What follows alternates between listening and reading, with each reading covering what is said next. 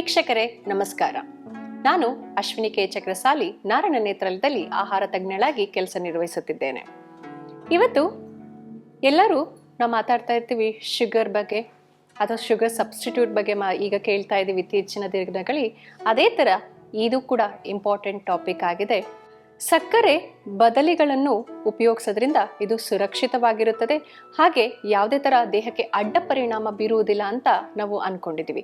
ಇದು ಸರಿಯೋ ಅಥವಾ ತಪ್ಪು ಅನ್ನೋದ್ರ ಬಗ್ಗೆ ತಿಳ್ಕೊಳ್ಳೋಣ. ಮೊದಲನೇದಾಗಿ ಈ ಸಕ್ಕರೆ ಎಲ್ಲಾರ್ಗೂ ಸಿಹಿ ಖಾರ ಸಿಹಿ ತಿಂಡಿ ಅಂದರೆ ಎಲ್ಲಾರ್ಗೂ ಇಷ್ಟ ಆಗುತ್ತೆ. ಹಬ್ಬ ಬಂದರೆ ನಮಗೆ ಫಸ್ಟ್ ನೆನಪಾಗೋದೇ ಸಿಹಿ ತಿಂಡಿಗಳು. ಯಾರು ಕೂಡ ಬೇಡ ಅನ್ನಲ್ಲ, ಸಿಹಿ ತಿಂಡಿಗಳನ್ನ ಎಲ್ಲರೂ ಕೂಡ ಇಷ್ಟಪಡ್ತೀವಿ.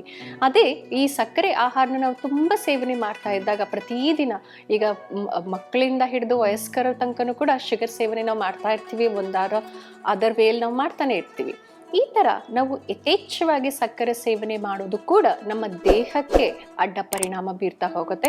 ಇದರಿಂದ ನಮ್ಮ ದೇಹದಲ್ಲಿ ಕ್ಯಾಲರೀಸ್ ಜಾಸ್ತಿ ಆಗಬಹುದು, ಅಥವಾ ಇದರಿಂದ ನಾವು ಬರೀ ಸಕ್ಕರೆ ಅಂತ ನಾವು ತಗೊಂಡಾಗ ಇದರಲ್ಲಿ ಯಾವುದೇ ಥರ ಪೋಷಕಾಂಶ ಇರಲ್ಲ, ಬರೀ ನಮಗೆ ದೇಹಕ್ಕೆ ಕ್ಯಾಲರೀಸ್ನ ಕೊಡುತ್ತೆ, ಬೇರೆ ಯಾವುದೇ ಪೋಷಕಾಂಶಗಳನ್ನ ಕೊಡಲ್ಲ. ಹಾಗಾಗಿ ಇದನ್ನ ನಾವು ಕಂಪ್ಲೀಟಾಗಿ ಹೆಲ್ದಿ ಅಂತಲೂ ನಾವು ಕನ್ಸಿಡರ್ ಮಾಡೋಕ್ಕಾಗಲ್ಲ. ಹಾಗಾಗಿ ಇತ್ತೀಚಿನ ದಿನಗಳಲ್ಲಿ ನಾವು ಶುಗರ್ ತಿನ್ನೋದು ಬೇಡ ಅಂತ ಇದರ ಬದಲಿಗಳನ್ನ ಯೂಸ್ ಮಾಡ್ತಾ ಇದ್ದೀವಿ. ಹಾಗೆಯೇ ಈ ಶುಗರ್ನ ಈಗ ಟೇಬಲ್ ಶುಗರ್ನ ರೀಪ್ಲೇಸ್ ಮಾಡಿ ಬೇರೆ ಶುಗರ್ಸ್ನ ಯೂಸ್ ಮಾಡ್ತೀವಿ ಅಂತಲೂ ಹೇಳ್ತಾರೆ. ಸಕ್ಕರೆ ಅಂದರೆ ಈಗ ಜೇನುತುಪ್ಪ ಆಗಿರಲಿ, ಅಥವಾ ಕೊಕೊನಟ್ ಶುಗರ್ ಅಂತ ಹೇಳ್ತೇವೆ, ತೆಂಗಿನಕಾಯಿಂದ ಮಾಡಿರೋ ಶುಗರ್ ಆಗಿರಲಿ, ಅಥವಾ ತಾಳೆ ಹಣ್ಣಿನಿಂದ ತೆಗೆದೋ ಶುಗರ್ನಾಗಲಿ, ಇದು ಟೇಬಲ್ ಸಾಲ್ಟ್ನ ರೀಪ್ಲೇಸ್ ಮಾಡಿ ಈ ಥರ ಶುಗರು ಆರೋಗ್ಯಕರ. ಹಾಗೆ ಬೆಲ್ಲ, ಜೀನಿ ಬೆಲ್ಲ, ಮೊಲಾಸಿಸ್ ಅಂತ ಏನು ಹೇಳ್ತೀವಿ, ಇದನ್ನು ಬಳಸೋಕ್ಕೆ ಶುರು ಮಾಡಿದ್ವಿ. ಆದರೆ ಇದು ಸಕ್ಕರೆ ಅಲ್ವಾ ಅನ್ನೋದು ಒಂದು ಕ್ವಶನ್ ಮಾರ್ಕ್ ಆಗುತ್ತೆ. ಇದು ಕೂಡ ಸಕ್ಕರೆಗೆ ಸೇರಲ್ಪಡುತ್ತದೆ. ಇದರಲ್ಲಿ ಯಾವುದೇ ಡಿಫ್ರೆನ್ಸ್ ಇರಲ್ಲ. ನಾವು ಒಂದಂದರೆ ಇದು ಸಕ್ಕರೆ ಕಂಪ್ಲೀಟ್ಲಿ ಯಾವುದೇ ನೀವು ತಗೊಂಡ್ರು, ಹನಿ ತಗೊಂಡ್ರು ಅಥವಾ ನೀವು ಜೇನುತುಪ್ಪ, ಹನಿ, ಬೆಲ್ಲ, ಜೀನಿ ಬೆಲ್ಲ ಅಥವಾ ಯಾವುದೇ ಥರದ ಬೆಲ್ಲ ನೀವು ತಗೊಂಡ್ರು ಕೂಡ ಇದು ಸಕ್ಕರೆಗೆ ಸೇರುತ್ತೆ. ಯಾಕಂದರೆ ಇದು ನಾವು ತಿಂದಾಗ ನಮ್ಮ ದೇಹದಲ್ಲಿ ಯಥೇಚ್ಛವಾದ ಕ್ಯಾಲರೀಸ್ನ ಕೊಡ್ತಾ ಹೋಗುತ್ತೆ. ಹಾಗಾಗಿ ಈಗ ಇದನ್ನು ಕೂಡ ನಾವು ಹೊರತುಪಡಿಸಿ ಇನ್ನೇನು ತಗೋಬಹುದು ಅಂತ ಈಗಿನ ದಿನಗಳಲ್ಲಿ ನಾವು ಕೇಳ್ತಾ ಬರೋದು ಸಕ್ಕರೆಯ ಬದಲಿಗಳು ಮತ್ತು ಕೃತಕ ಶುಗರ್ಸ್ ಅಂತ ನಾವು ಕರೆಯಲ್ಪಡ್ತೀವಿ. ಆರ್ಟಿಫಿಷಿಯಲ್ ಸ್ವೀಟ್ನರ್ಸ್ ಅಂತ ಹೇಳ್ತೀವಿ. ಈ ಕೃತಕ ಶುಗರ್ಸ್ ಅಂದರೆ ಏನು? ಈ ಕೃತಕ ಶುಗರ್ಸ್ ಅಂದರೆ ಸಕ್ಕರೆಯ ಬದಲಿಗಳಾಗಿ, ಇದು ಸಕ್ಕರೆಯ ಟೇಸ್ಟೇ ನಿಮಗೆ ಕೊಡುತ್ತೆ, ಆದರೆ ಯಾವುದೇ ಥರ ಇದರಲ್ಲಿ ಕ್ಯಾಲೋರೀಸ್ ಅನ್ನೋದು ಇರಲ್ಲ. ಇದರಲ್ಲಿ ಎರಡು ಥರ ನಿಮಗೆ ವಿಧಾನ ಬರುತ್ತೆ. ಒಂದು ಪ್ಲಾಂಟ್ ಬೇಸ್ ಸ್ವೀಟ್ನರ್ಸ್ ಅಂತ ಅಂತೀವಿ, ನೈಸರ್ಗಿಕವಾದ ಸಕ್ಕರೆ ಬದಲಿಗಳು. ಹಾಗೆ ಕೃತಕ ಶುಗರ್ಸ್ ಅಂದರೆ ಆರ್ಟಿಫಿಷಿಯಲ್ ಸ್ವೀಟ್ನರ್ಸ್. ನೈಸರ್ಗಿಕವಾಗಿ ಬಂದಿರೋ ಸಕ್ಕರೆಗಳನ್ನ ನಾವು ನಾವು ಕೆಲವೊಂದು ಬರುತ್ತೆ, ನಾವು ಇದನ್ನು ಪ್ಲಾಂಟಿಂದ ಎಕ್ಸ್ಟ್ರಾಕ್ಟ್ ಮಾಡ್ತಾರೆ, ಸಸ್ಯಗಳಿಂದ ಎಕ್ಸ್ಟ್ರಾಕ್ಟ್ ಮಾಡಿ, ಹೂವಿಂದ ಎಕ್ಸ್ಟ್ರಾಕ್ಟ್ ಮಾಡಿ ಇದನ್ನು ನೀವು ಸ್ವೀಟ್ನರ್ನ ಮಾಡ್ತಾರೆ, ಅಂದರೆ ಸಕ್ಕರೆ ಬದಲಿಗಳನ್ನ ಮಾಡ್ತಾರೆ. ಆರ್ಟಿಫಿಷಿಯಲ್ ಸ್ವೀಟ್ನರ್ಸ್ ಅಂದರೆ ಇದನ್ನು ನಿಮಗೆ ಕೆಮಿಕಲ್ಸ್ ಬೇಸ್ಡ್ ಆಗಿ ಮಾಡೋದ್ರಿಂದ ಇದು ಆರ್ಟಿಫಿಷಿಯಲ್ ಸ್ವೀಟ್ನರ್ಸ್ ಅಂತ ಹೇಳ್ತೀವಿ. ಈಗ ಸಕ್ಕರೆ ಬದಲಿಗಳನ್ನ ಸಕ್ಕರೆ ಬದಲಿಗೆ ಉಪಯೋಗಿಸೋಕ್ಕೆ ನಾವು ಶುರು ಮಾಡಿದ್ದೀವಿ. ಯಾವುದೇ ಒಂದು ಆಹಾರ ಆಗಿರಬಹುದು, ಆಹಾರ ಅಥವಾ ತಂಪು ಪಾನೀಯಗಳಾಗಿರಬಹುದು, ಇದರಲ್ಲಿ ಸಕ್ಕರೆ ಕಾರ್ಬೋನೇಟೆಡ್ ಬೆವರೇಜಸ್ ಅಂತ ನಾವು ಹೇಳ್ತೀವಿ ಇಂಗ್ಲೀಷಲ್ಲಿ. ಸೊ ಈ ಕಾರ್ಬೋಹೈಡ್ರೇಟ್ ಬೆವರೇಜಸ್, ಕೋಕಾ-ಕೋಲಾ, ಪೆಪ್ಸಿ ಇದರಲ್ಲೆಲ್ಲ ಶುಗರ್ಸ್ನ ಹಾಕಿರ್ತಾರೆ. ಅದರ ಬದಲಿಗೆ ಇತ್ತೀಚಿನ ದಿನಗಳಲ್ಲಿ ಉತ್ಪನ್ನ ಘಟಕಗಳು ಏನು ಮಾಡ್ತಾ ಇದ್ವಿ, ಶುಗರ್ ಸಬ್ಸ್ಟಿಟ್ಯೂಟ್ನ ಮಾಡ್ತಾ ಇದ್ವಿ. ಅಂದರೆ ಕೃತಕ ಶುಗರ್ ಆಗಿರ್ಬೋದು ಅಥವಾ ಸಕ್ಕರೆಯ ಬದಲಿಗಳನ್ನ ಬಳಸಕ್ಕೆ ಶುರು ಮಾಡಿದರೆ ಇದರಿಂದ ನಾವು ಒಂದು ಅನ್ಕೊಂತೀವಿ, ಸಕ್ಕರೆ ಇಲ್ಲ ಹಾಗಾಗಿ ನಾವು ಇದನ್ನು ಯಥೇಚ್ಛವಾಗಿ ಯೂಸ್ ಮಾಡ್ಬೋದು, ಇದರಿಂದ ಯಾವುದೇ ಥರ ಅಡ್ಡ ಪರಿಣಾಮಗಳು ಇರಲ್ಲ ಅಂತ ತುಂಬ ಯೂಸ್ ಮಾಡೋಕ್ಕೆ ಶುರು ಮಾಡಿದ್ವಿ. ಇದನ್ನೇ ಉತ್ಪನ್ನ ಘಟಕಗಳು ಏನು ಮಾಡ್ತಿದ್ವಿ, ಇದರಲ್ಲಿ ಪ್ರೊಡಕ್ಷನಲ್ಲಿ ಹಾಕ್ತಾರೆ. ಸೊ ನಾವು ಈ ಥರ ಆರ್ಟಿಫಿಷಿಯಲ್ ಸ್ವೀಟ್ನರ್ ಯೂಸ್ ಮಾಡಿದ್ರೆ ಇದರಲ್ಲಿ ಕ್ಯಾಲೋರೀಸ್ ಇರಲ್ಲ, ಇದರಲ್ಲಿ ಯಾವುದೇ ಥರ ನಿಮಗೆ ಸೈಡ್ ಎಫೆಕ್ಟ್ಸ್ ಇರಲ್ಲ ಅಂತಲೂ ಕೂಡ ನಿಮ್ಮ ಲೇಬಲ್ ಕೂಡ ಮೆನ್ಷನ್ ಮಾಡ್ತಾರೆ.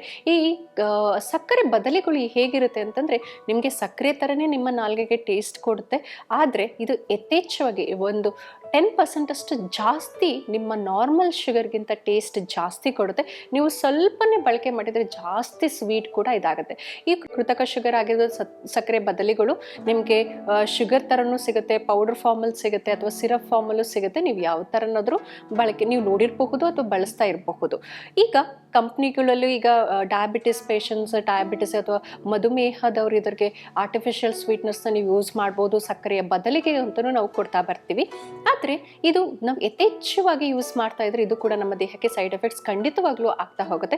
ಹಾಗಾಗಿ ಇಲ್ಲಿ ಗೌರ್ಮೆಂಟ್ ಏಜೆನ್ಸಿ ಏನು ಮಾಡುತ್ತೆ ಅಂತಂದರೆ, ಯಾವುದೇ ಒಂದು ನಾವು ಉತ್ಪನ್ನ ಘಟಕದಲ್ಲಿ ನಾವು ಶುಗರ್ ಫ್ರೀ ಯೂಸ್ ಮಾಡಿ ಯಾವುದೇ ಒಂದು ಆಹಾರ ಅಥವಾ ತಂಪು ಪಾನೀಯಗಳನ್ನ ಪ್ರಿಪೇರ್ ಮಾಡ್ತಾ ಇದ್ದಾರೆ ಅಂದರೆ ಅದರಲ್ಲಿ ಇಂಗ್ರೀಡಿಯೆಂಟ್ಸ್ನ ಚೆಕ್ ಮಾಡ್ತಾರೆ. ಇದರಲ್ಲಿ ಯಾವ ತರಹದ ಇಂಗ್ರೀಡಿಯೆಂಟ್ಸ್ ಪದಾರ್ಥಗಳನ್ನ ಆ್ಯಡ್ ಮಾಡಿದ್ದಾರೆ, ಈ ಕೃತಕ ಶುಗರ್ನ ಅಥವಾ ಕೃತಕ ಶುಗರಿಂದ ಮಾಡಿರಲ್ಪಟ್ಟ ಆಹಾರ ಯಾವ ಥರ ಇಂಗ್ರೀಡಿಯೆಂಟ್ಸ್ ಇದೆ ಅಂತ ನೋಡಿಬಿಟ್ಟು ಅದನ್ನು ಏಜೆನ್ಸಿ ಏನು ಮಾಡ್ತದೆ, ಅದು ಆಥರೈಸ್ಡ್ ಕೊಟ್ಟ ಮೇಲೆ ಅದು ನೆಕ್ಸ್ಟ್ ಮ್ಯಾನುಫ್ಯಾಕ್ಚರಿಗೆ ಹೋಗುತ್ತೆ. ಅದರಲ್ಲೂ ಕೂಡ ಈಗ FDA ಅಂತ ಹೇಳ್ತೀವಿ. FDA ಅಂದರೆ ಫುಡ್ ಡ್ರಗ್ಸ್ ಆ್ಯಂಡ್ ಅಡ್ಮಿನಿಸ್ಟ್ರೇಷನ್ ಅಂತ ಏನು ಹೇಳ್ತೀವಿ. ಈ ಎಲ್ಲ ಥರ ಶುಗರ್ ಸಬ್ಸ್ಟಿಟ್ಯೂಟ್ ಅಥವಾ ಕೃತಕ ಶುಗರ್ ಆಗಲಿ ಅಥವಾ ಶುಗರ್ನ ಬದಲಿಗಳು ಅಂತ ಏನು ಹೇಳ್ತೀವಿ, ಎಲ್ಲ ಥರಕ್ಕೂ ಅಪ್ರೂವ್ ಕೊಡಲ್ಲ. ಕೆಲವೊಂದು ಶುಗರ್ ಸಬ್ಸ್ಟಿಟ್ಯೂಟ್ ಅಂತ ನಾವು ಏನು ಹೇಳ್ತೀವಿ, ಬದಲಿಗಳು ಅಂತ ಏನು ಹೇಳ್ತೀವಿ, ಅವಕ್ಕಷ್ಟೇ ನಮಗೆ ಅಪ್ರೂವ್ನ ಕೊಡ್ತಾ ಹೋಗ್ತಾರೆ. ಅವು ಯಾವ್ಯಾವು ಅಂದರೆ, ಒಂದು ಆಸ್ಪರ್ಟಮೈನ್ ಅಂತ ಏನು ಹೇಳ್ತೀವಿ, ಇದನ್ನು ಕೂಡ ನೀವು ಉಪಯೋಗಿಸ್ಕೋಬಹುದು. ಆಮೇಲೆ ನಿಯೋಟಮೈನ್ ಅಂತ ಏನು ಬರುತ್ತೆ, ಇದನ್ನು ಕೂಡ ಆರ್ಟಿಫಿಷಿಯಲ್ ಸ್ವೀಟ್ನರ್ ಅಂತ ಏನು ಹೇಳ್ತೀವಿ, ಕೃತಕ ಶುಗರ್ಸ್ ಜಾಗಕ್ಕೆ ಬರುತ್ತೆ, ಇದನ್ನು ಕೂಡ ನೀವು ಬಳಕೆ ಮಾಡಬಹುದು. ಸುಕ್ರಲೀಸ್ ಮತ್ತು ಸುಕ್ರೋಸ್ ಅಂತ ಏನು ಬರುತ್ತೆ, ಸ್ಯಾಕ್ರಿನ್ ಅಂತ ಏನು ಬರುತ್ತೆ, ಇದನ್ನು ನೀವು ಆರ್ಟಿಫಿಷಿಯಲ್ ಕೃತಕ ಶುಗರ್ಸ್ ಅಂತ ಬಳಕೆಯಲ್ಲಿ ನೀವು ಬಳಸ್ಬೋದು. ಹಾಗೆ ನೈಸರ್ಗಿಕವಾಗಿ ಬರೋ ಸಕ್ಕರೆ ಬದಲಿಗಳಲ್ಲಿ ಒಂದು ನಿಮಗೆ ಯೂಸ್ ಮಾಡಬಹುದು ಅಂತಂದರೆ ಮಾಂಕ್ ಫ್ರೂಟ್ ಅಂತ ಹೇಳ್ತಾರೆ. ಮಾಂಕ್ ಫ್ರೂಟ್ ಸ್ವೀಟ್ನರ್ ಅಂತ ನಿಮಗೆ ಬರುತ್ತೆ, ಅದನ್ನು ಕೂಡ ಬಳಕೆ ಮಾಡ್ಬೋದು. ಇದು ನ್ಯಾಚುರಲ್ ಆಗಿ ನೈಸರ್ಗಿಕವಾಗಿ ಈ ಸಕ್ಕರೆ ಅಂಶವನ್ನು ಎಕ್ಸ್ಟ್ರಾಕ್ಟ್ ಮಾಡಿ ಇದನ್ನು ಸ್ವೀಟ್ನರ್ ಮಾಡಿರ್ತಾರೆ, ಇದನ್ನು ಬಳಕೆ ಮಾಡಬಹುದು. ಹಾಗೆ ಸ್ಟೀವಿಯಾ ಅಂತ ಹೇಳ್ತಾರೆ. ಸ್ಟೀವಿಯಾ ಅಂತಂದರೆ ಇದು ಸ್ಟೀವಿಯಾ ಎಲೆ ಅಥವಾ ಹೂವು. ಸೊ ಸ್ಟೀವಿಯಾ ಕೂಡ ನೀವು ಸಕ್ಕರೆ ಬದಲಿಗಳನ್ನ ಬಳಸ್ಕೋಬಹುದು. ಇದು ನೀವು ಕೃತಕವಾಗಿಯೂ ಬಳಸ್ಬೋದು ಅಥವಾ ನೈಸರ್ಗಿಕವಾಗಿ ಕೂಡ ಬಳಸಬಹುದು. ಮೇಲೆ ನಾನು ಯಾವ ಕೃತಕ ಶುಗರ್ಸ್ ಆಗಿರ್ಬೋದು ಅಥವಾ ನೈಸರ್ಗಿಕವಾದ ಸಕ್ಕರೆ ಬದಲಿಗಳನ್ನ ನಾನು ಏನು ಮೆನ್ಷನ್ ಮಾಡಿದೆ, ಇದರಲ್ಲಿ ಯಾವುದನ್ನಾದರೂ ನೀವು ಬಳಸಬಹುದು. ಆದರೆ ಲಿಮಿಟೇಷನಲ್ಲಿ ಬಳಸೋದು ತುಂಬ ಇಂಪಾರ್ಟೆಂಟ್ ಆಗುತ್ತೆ. ಇದರಲ್ಲಿ ಸಂಶೋಧನೆ ಮಾಡಿದಾಗ ಎಲ್ಲ ದೇಶಗಳಲ್ಲೂ ಕೂಡ ಇದರಲ್ಲಿ ಸರ್ಟೇನ್ ಲಿಮಿಟೇಷನ್ಸ್ ಅಂತ ನಾವು ಮಾಡಲ್ಪಡುತ್ತದೆ. ಎಲ್ಲ ದೇಶದಲ್ಲೂ ಇದರಲ್ಲಿ ಲಿಮಿಟೇಷನ್ಸ್ ಇರುತ್ತೆ. ಒಬ್ಬ ಮನುಷ್ಯ ಒಂದು ದಿನಕ್ಕೆ ಎಷ್ಟು ಇದರ ಪ್ರಮಾಣವಾಗಿ ಬಳಸಬಹುದು, ಎಷ್ಟು ಸುರಕ್ಷಿತವಾಗಿ ನಾವು ಇದನ್ನು ಬಳಸ್ಬೋದು ಅಂತಂದು ನಾವು ಇದನ್ನು ಹೇಳ್ತೀವಿ. ಇದನ್ನು ಅಕ್ಸೆಪ್ಟಬಲ್ ಡೈಲಿ ಇಂಟೇಕ್ ಅಂತ ಹೇಳ್ತೀವಿ. ಅಂದರೆ ಒಂದು ದಿನಕ್ಕೆ ಒಬ್ಬ ಮನುಷ್ಯ ಎಷ್ಟು ಈ ಸಕ್ಕರೆ ಅಂಶನ ನಾವು ಬಳಸ್ಬೋದು ಅಂತ ಇದು ಡಿಸೈಡ್ ಮಾಡುತ್ತೆ. ಇದು ಡಿಸೈಡ್ ಮಾಡೋದು ಹೇಗೆ ಅಂತಂದ್ರೆ, ನಿಮ್ಮ ತೂಕ ಎಷ್ಟಿದೆ, ಅದ್ರ ಜೊತೆಗೆ ಯಾವ ಶುಗರ್ನ ಬಳಸ್ತಾ ಇದ್ದೀರಾ, ಸಕ್ಕರೆ ಬದಲಿಗಳಲ್ಲಿ ಯಾವುದು ಬಳಸ್ತಾ ಇದ್ದೀರಾ ಅನ್ನೋದ್ರ ಮೇಲೆ ಇದು ಡಿಪೆಂಡ್ ಆಗುತ್ತೆ. ಅದೇ ನೀವು ಅಗತ್ಯ ಮೀರಿ ಜಾಸ್ತಿ ಕೊಟ್ಟಾಗ ಇದು ನಿಮ್ಮ ದೇಹಕ್ಕೆ ಅಡ್ಡ ಪರಿಣಾಮ ಆಗುತ್ತದೆ. ಇದು ಸುರಕ್ಷಿತ ಕೂಡ ಆಗಿರುವುದಿಲ್ಲ. ಹಾಗಾಗಿ ನೀವು ಯಾವುದೇ ಒಂದು ಸಕ್ಕರೆ ಬದಲಿಗಳನ್ನ ಬಳಸ್ತಾ ಇದ್ದೀರಾ ಅಂತಂದ್ರೆ ಒಂದ್ಸತಿ ಅದನ್ನ ಎಷ್ಟು ಪ್ರಮಾಣದಲ್ಲಿ ಬಳಸಬೇಕು, ನಾವು ದಿನಕ್ಕೆ ಎಷ್ಟು ಡೋಸೇಜ್ ತನಕ ತಗೋಬೇಕು ಅನ್ನೋದು ತಿಳ್ಕೊಂಡು ಬಳಕೆ ಮಾಡೋದು ಕೂಡ ಉತ್ತಮವಾಗಿರುತ್ತದೆ. ಹಾಗೆ ಈ ಕೃತಕ ಶುಗರ್ ಅಥವಾ ಸಕ್ಕರೆ ಬದಲಿಗಳು ಯಾರು ಬಳಸಬಹುದು ಅಥವಾ ಬಳಸಬಾರ್ದು ಅಂತ ನೋಡೋಣ. ಮೊದಲದಾಗಿ ಈ ಸಕ್ಕರೆ ಬದಲಿಗಳು ಈಗ ಗರ್ಭಿಣಿಯರು ಕೂಡ ಬಳಸಬಹುದು, ಹಾಗೆ ವಯಸ್ಕರರು ಬಳಸಬಹುದು. ಇದನ್ನ ಸುರಕ್ಷಿತ ಪ್ರಮಾಣದ ಮಟ್ಟದಲ್ಲಿ ಎಕ್ಸೆಪ್ಟಬಲ್ ಗೈಡೆನ್ಸ್ ಪ್ರಕಾರ ನೀವು ಎಷ್ಟು ಬಳಕೆನೆ ಮಾಡಬಹುದು. ಈಗ ಟೈಪ್ 1 ಡಯಾಬಿಟಿಸ್ ಇರುತ್ತೆ ಮಕ್ಕಳಲ್ಲಿ, ಅವರು ಕೂಡ ಬಳಸ್ಬೋದು. ಯಾಕಂದರೆ ಮಕ್ಕಳಲ್ಲಿ ತುಂಬ ಜಾಸ್ತಿ ಸಕ್ಕರೆ ತಿನ್ನಬೇಕು ಅಂತ ಅನ್ನಿಸ್ತಾ ಇರುತ್ತೆ. ಆವಾಗ ನೀವು ಸಕ್ಕರೆ ಬದಲಿಗಳನ್ನು ಕೂಡ ನೀವು ಬಳಸಬಹುದು. ಆದರೆ ಅಕ್ಸೆಪ್ಟಬಲ್ ಗೈಡೆನ್ಸ್ ಪ್ರಕಾರ ನೀವು ಒಂದು ದಿನಕ್ಕೆ ಎಷ್ಟು ಕೊಡಬೇಕು ಮಕ್ಕಳಿಗೆ ಅಂತ ತಿಳ್ಕೊಂಡು ಕೊಡೋದು ಅತಿ ಮುಖ್ಯವಾಗಿರುತ್ತದೆ. ಹಾಗೆ ಎಲ್ಲರೂ ಕೂಡ ಬಳಸ್ಬೋದಾ, ಯಾರಿಗೂ ಕೂಡ ಇದಕ್ಕೆ ಸೈಡ್ ಎಫೆಕ್ಟ್ ಇಲ್ಲ. ಕೆಲವೊಬ್ಬರು ಕೂಡ ಇದನ್ನು ಬಳಸಬಾರ್ದು. ಯಾರು ಅಂತಂದರೆ, ಯಾರು ಫಿನೈಲ್ ಕೀಟೋ ಯೂರಿಯಾ ಅಂತ ಫೇಸ್ ಮಾಡ್ತಾ ಇದ್ದಾರೆ, ಅವರು ಈ ಕೃತಕ ಶುಗರ್ ಎಕ್ಸ್ಪೆಷಲಿ ಆಸ್ಪರ್ಟಮೈನ್ ಅಂತ ಏನು ಇದರಲ್ಲಿ ಕೃತಕ ಶುಗರ್ ಏನಿದೆ ಅದನ್ನು ಬಳಸೋದ್ರಿಂದ ಇದು ಯಥೇಚ್ಛವಾದ ಹೆಲ್ತ್ ಡಿಸೀಸಸ್ನ ಕಾಸ್ ಮಾಡ್ತಾ ಬರುತ್ತೆ. ಹಾಗಾಗಿ ಫಿನೈಲ್ ಕೀಟೋ ಯೂರಿಯಾ ಅಂತ ಯಾವುದು ನಮಗೆ ಡಿಸೀಸ್ ಕಂಡೀಷನ್ಸ್ ಯಾರು ಫೇಸ್ ಮಾಡ್ತಾ ಇದ್ದೀರಾ ಅಂಥವರು ಈ ಕೃತಕ ಶುಗರ್ಸ್ ಆಗಿರಲಿ ಬಳಕೆ ಮಾಡೋದು ಬೇಡ. ಹಾಗೆ ಈ ಬವೆಲ್ ಡಿಸೀಸ್, ಕರುಳಿನ ತೊಂದರೆ ಯಾರು ಫೇಸ್ ಮಾಡ್ತಾ ಇದ್ದಾರೆ, ಬವೆಲ್ ಡಿಸೀಸಸ್ ಅಂತ ಏನು ಹೇಳ್ತೀವಿ, ಅವರು ಈ ಕೃತಕ ಶುಗರ್ಸ್ನ ಬಳಕೆನ ಕಮ್ಮಿ ಮಾಡೋದು ಒಳ್ಳೆಯದು, ಅಥವಾ ಅವಾಯ್ಡ್ ಮಾಡೋದು ಕೂಡ ಹೆಲ್ಪ್ಫುಲ್ ಆಗುತ್ತೆ. ಹಾಗಂತ ಇದನ್ನೇ ಜಾಸ್ತಿ ಸೇವನೆ ಕೂಡ ಒಳ್ಳೆಯದಲ್ಲ. ಯಾಕೆಂದರೆ ಇದನ್ನು ಒಂಥರ ನಾವು ಜಾಸ್ತಿ ಸೇವನೆ ಮಾಡ್ತಿದ್ರೆ ನಾವು ತಿಂತಾನೇ ಇರಬೇಕು ಅನ್ಸುತ್ತೆ. ಇದನ್ನು ನಾವು ಲಿಮಿಟ್ ದಾಟಿ ನಾವು ಸೇವನೆ ಮಾಡಿದಾಗ ಇದು ಅಸುರಕ್ಷಿತ ಕೂಡ ದೇಹಕ್ಕೆ ಆಗ್ತಾ ಹೋಗುತ್ತೆ. ಹಾಗಾಗಿ ಸ್ವಲ್ಪ ಪ್ರಮಾಣದಲ್ಲಿ ಸೇವನೆ ಮತ್ತು ಎಷ್ಟು ನಮ್ಮ ದೇಹಕ್ಕೆ ಎಷ್ಟು ಬೇಕೋ ಅಷ್ಟು ಸೇವನೆ ಮಾಡೋದು ಮುಖ್ಯವಾಗುತ್ತದೆ.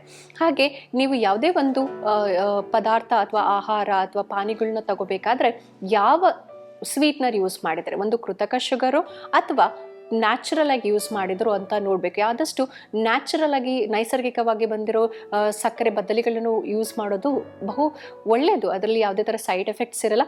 ಆರ್ಟಿಫಿಷಿಯಲ್ ಸ್ವೀಟ್ನೆಸ್ ನಮಗೆ ಕೆಮಿಕಲ್ಸ್ ಯೂಸ್ ಮಾಡಿರ್ತಾರೆ, ಆದಷ್ಟು ಇದರ ಕಮ್ಮಿ ಪ್ರಮಾಣದಲ್ಲಿ ಬಳಕೆ ಮಾಡೋದು ಉತ್ತಮ ಕೂಡ ಆಗಿರುತ್ತದೆ. ಹಾಗೆ ಈ ಎಲ್ಲರೂ ಕೂಡ ಇದನ್ನ ಬಳಸ್ಕೋಬಹುದು, ಆದರೆ ಸುರಕ್ಷಿತವಾಗಿ ಬಳಕೆ ಮಾಡೋದು ಕೂಡ ಇಂಪಾರ್ಟೆಂಟ್ ಆಗುತ್ತೆ. ನೀವು ಯಾವುದೇ ಒಂದು ಆಹಾರ ತಗೋಬೇಕಾದ್ರೆ ಲೇಬಲ್ನ ಚೆಕ್ ಮಾಡಿ ಯಾವ ಶುಗರ್ನ ಆ್ಯಡ್ ಮಾಡಿದ್ದಾರೆ ಅಂತ ನೋಡಿ ಇದನ್ನ ಕನ್ಸಂಪ್ಷನ್ ಮಾಡಬಹುದು. ಹಾಗೆ ನಿಮ್ಮ ಡೈಲಿ ಲಿಮಿಟ್ ಎಷ್ಟಿದೆ ಅಂತ ನೋಡಿಕೊಂಡು ಕೂಡ ಕನ್ಸಂಪ್ಷನ್ ಮಾಡೋದಕ್ಕೆ ಇದು ಸಹಾಯಕಾರಿ ಆಗುತ್ತೆ.